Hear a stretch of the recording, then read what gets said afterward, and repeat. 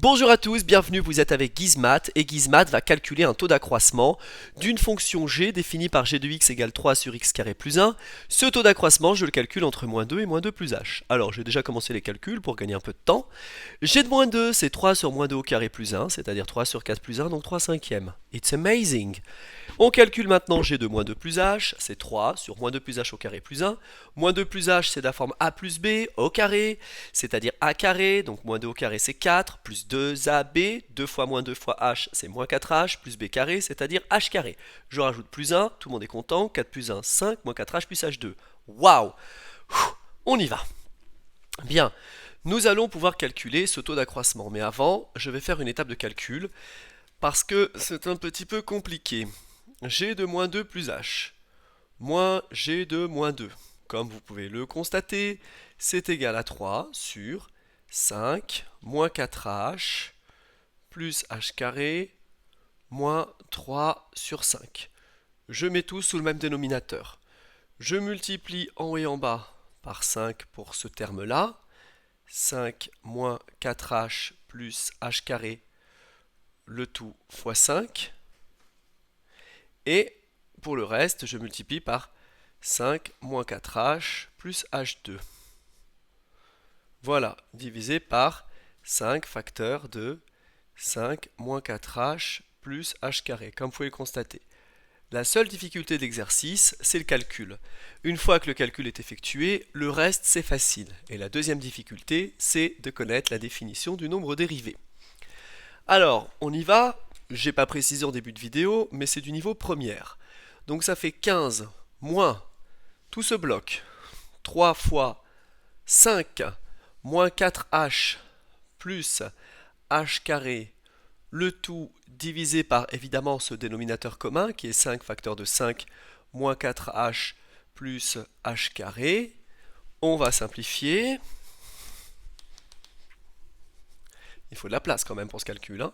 Ce qui fait 15, moins 3 fois 5 ça fait 15, moins 3 fois moins 4h ça fait plus 12h, et moins 3 fois h2 ça fait moins 3h carré. La bonne nouvelle c'est que 15 moins 15 ça disparaît, tout le monde est content. Ça donne ceci, 5 facteur de 5 moins 4h plus h carré. Je factorise par h au numérateur, j'ai h facteur de 12 moins 3h, le tout divisé par 5 facteur de 5 moins 4h plus h carré. Je vais enfin pouvoir calculer mon taux d'accroissement entre moins 2 et moins 2 plus h.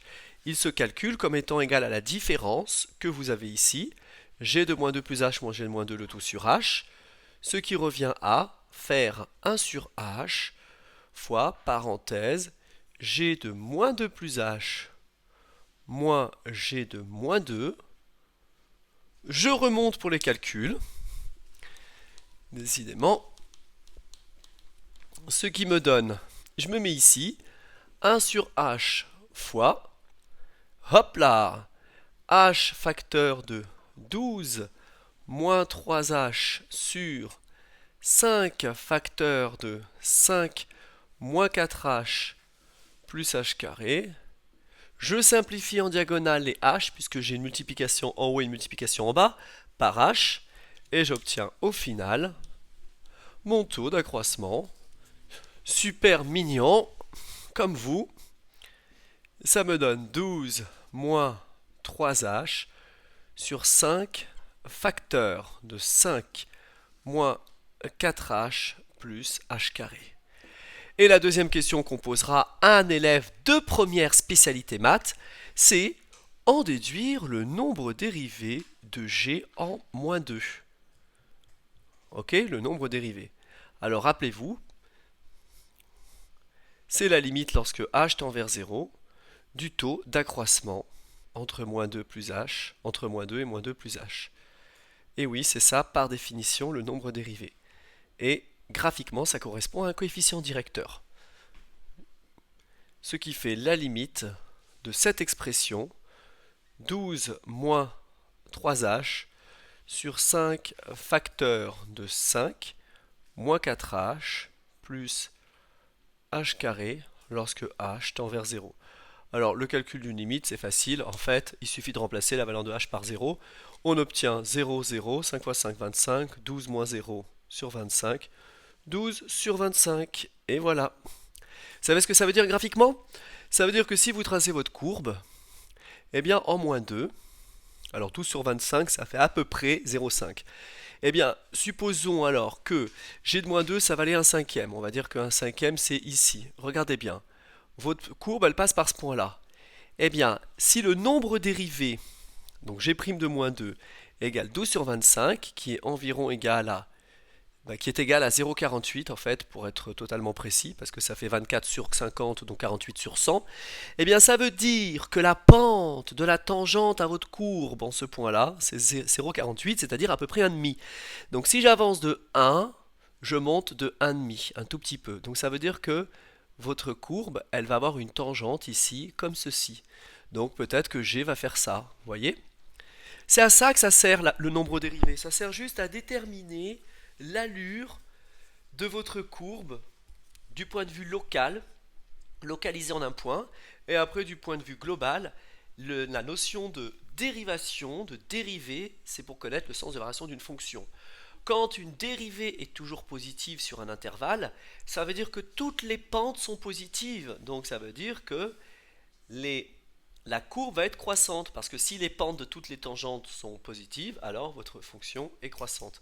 Si la pente est négative, cela signifie, comme ici, si la pente de la tangente est négative, ça veut dire que la courbe est décroissante. C'est pour ça qu'on va s'intéresser à la notion de dérivation. C'est un outil mathématique extrêmement puissant, magnifique, inventé par des hommes extraordinaires et qui permet vraiment d'avoir des applications dans la vie de tous les jours que vous ne pouvez même pas imaginer. Je vous en donne un exemple simple. Si on veut préserver la matière première, l'aluminium par exemple, quand on conçoit des boîtes de conserve ou des casseroles, eh bien sachez que la notion de dérivation, elle permet de faire des calculs d'optimisation qui vont permettre dans la conception de boîtes de conserve avec un volume prédéfini, de minimiser, je vous dis bien, la surface de métal que vous utilisez. Donc c'est extraordinaire parce que grâce à toutes ces théories et ces calculs, on va pouvoir les appliquer dans l'industrie, la conception de produits, jusqu'aux produits de beauté, produits alimentaires, boîtes de conserve, etc.